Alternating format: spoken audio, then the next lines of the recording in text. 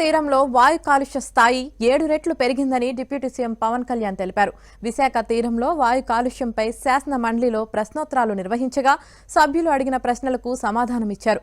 పర్యావరణ క్షీణత, కాలుష్య ప్రభావం తగ్గించేందుకు చర్యలు చేపట్టామని, దీనిపై పీసీబీ అధ్యయనం చేస్తుందన్నారు.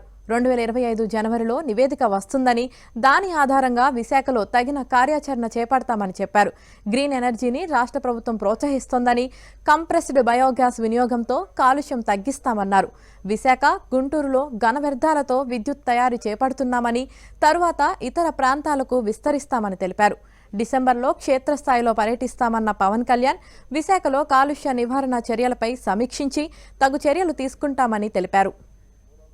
రాష్ట్రంలో పారిశ్రామిక అభివృద్ధికి భరోసా ఇస్తూనే పర్యావరణ క్షీణత ప్రభావాన్ని తగ్గించడానికి ఆంధ్రప్రదేశ్ ప్రభుత్వం కట్టుబడి ఉంది.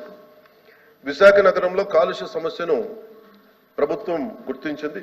మరి కాలుష్య సమస్యను పరిష్కరించడానికి ప్రభుత్వం అధిక శ్రద్ధ చూపిస్తుంది. అలాగే ఆంధ్ర విశ్వవిద్యాలయం ద్వారా వాయు కాలుష్యానికి మూలాలను గుర్తించడానికి విశాఖపట్నం నగరంలో సోర్స్ అపార్ట్మెంట్ మరియు క్యారింగ్ కెపాసిటీ దిశగా ఆంధ్రప్రదేశ్ పొల్యూషన్ కంట్రోల్ బోర్డు ఒక అధ్యయనాన్ని ప్రారంభించింది. 2025 జనవరి నాటికి అధ్యయన నివేదిక వచ్చే అవకాశం ఉంది. అందిన వెంటనే విశాఖపట్నం నగరంలో కాలుష్యం యొక్క సవాళ్లను నివేదికలో సూచించిన విధంగా పరిష్కరించడానికి విశాఖపట్నంలో ప్రత్యేక కార్యాచరణ చేపట్టడం అవుతుంది. కొత్త హరిత సాంకేతిక పరిజ్ఞానాన్ని అందిపుచ్చుకోవడం కోసం మనం అవలంబించాలనుకుంటున్న ప్రధాన చర్య ఏపీ ప్రభుత్వం తాజా నిర్ణయంలో గ్రీన్ ఎనర్జీని ప్రోత్సహించడంపై దృష్టి సారించిన విషయం తెలిసిందే. అటువంటి వాటిలో ఒకటి కంప్రెస్డ్ బయోగ్యాస్.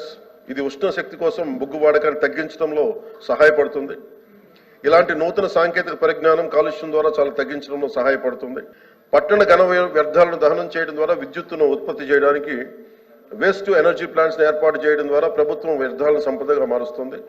ప్రస్తుతం విశాఖపట్నం, గుంటూరు వాటి చుట్టుపక్కల మున్సిపాలిటీల్లో ఘన వ్యర్థాలను ఉపయోగించుకొని విద్యుత్ తయారు చేయడం జరుగుతోంది.